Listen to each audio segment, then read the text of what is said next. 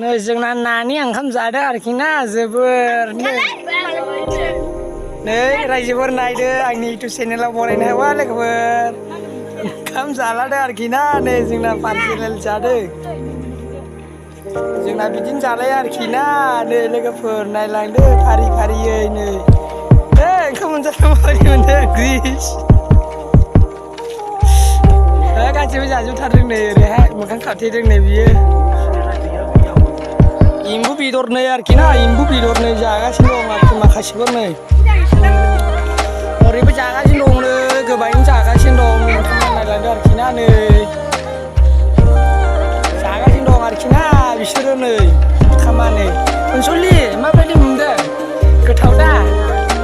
रिसिखा नै जोंना नानि खिन्थिना सिकेनानै जागासिनो दङ जोंना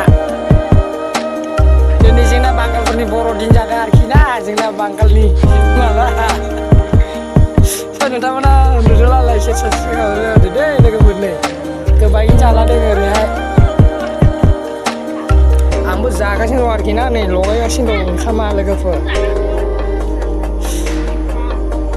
नोंथांमोना नायलांबाय थादो आरोखि ना फारि फारियै जाबाय दां नायनानै जोंना